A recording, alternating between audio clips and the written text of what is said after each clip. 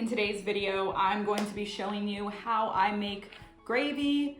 In the last video, I showed you how I make my turkey for Thanksgiving or Christmas or whenever you guys like to make turkey. I showed you how I make mine. And today I'm gonna show you how I make a really easy gravy to go along with it with all the juice and stuff that's left from the turkey. So I had this in the fridge all night last night. I cooked my turkey in a lot of broth and liquid and butter and stuff. So basically there's tons of juice left over. This is not even all of it. You have to go watch the turkey video to get all this, because what I do is I usually make my turkey the day before so that I can let it cool completely before I have to carve it, and it just makes the process so much easier when you're already like going crazy with all the things you have to do for a holiday dinner. To make the turkey the day before, cut it up, all that stuff, and all you have to do is pop it in the oven to reheat. It makes it so much easier to have the hardest part out of the way. While the turkey's reheating, while I'm working on other things, I would make the gravy with this. I'm gonna pull the camera over the stove so I can show you guys how I do that, and it is so simple. Okay, so I'm gonna show you how I do this. First of all, the stock is all in this, what is this? Is this a quart? I don't know. In here, I think it's around like 4 cups in here, so you have plenty of broth and plenty of the fat. I'm gonna use a couple tablespoons of that. I'm gonna turn it on low first so it doesn't get too hot before I'm ready. Then we're gonna take about 2 tablespoons of this. That's a little bit more probably, and let that melt first. And then I'm gonna take off the rest so that I can get to the broth. Remember, that has the butter in there from the turkey. And it sounds gross to say animal fat, but like that's what it is, the fat from the turkey, whatever, like rendered off of there. And then I'm gonna add to that 1/4 cup of flour to create a roux here. I'm gonna turn the heat up a little bit higher to medium and whisk that in. I'm gonna let this cook for a bit till it starts simmering. It's gonna come together at some point a little bit. This isn't an exact science, it's just kind of like a watch and do it kind of thing. So that's boiling. I'm gonna turn it down a little bit lower, and I'm gonna add about 2 cups of this stock. So it's all that flavor. I don't usually even need to add salt to this because everything was very well seasoned along the way. And then that's all gonna melt down and then cook into the flour to thicken up.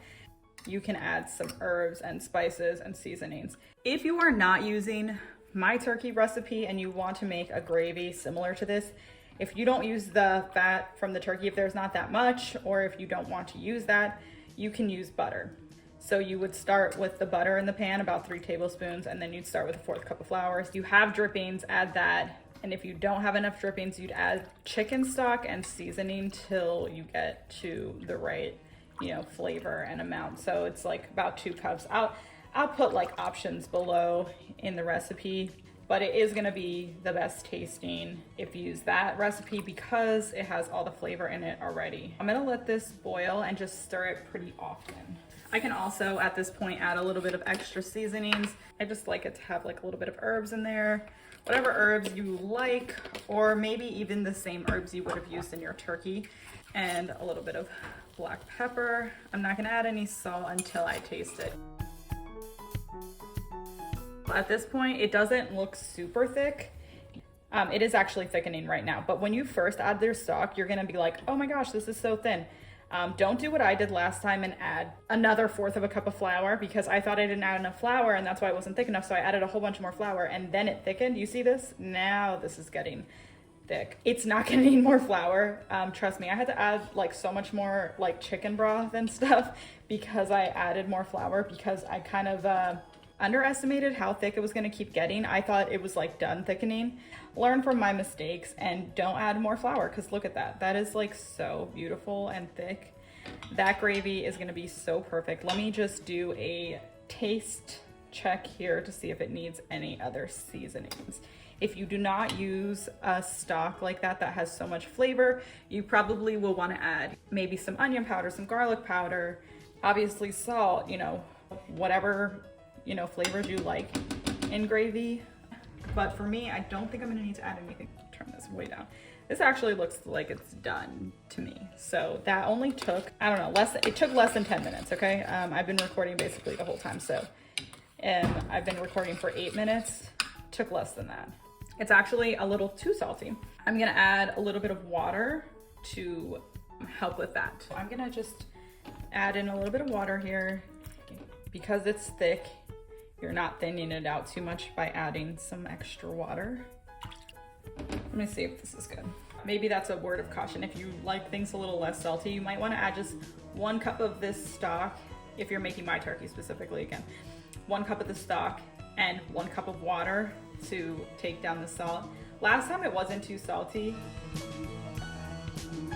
That tastes so good, has so much flavor. That's done, and I'm just gonna turn this off. This is ready to eat with whatever you want it with. That's it. Super simple to make and super delicious.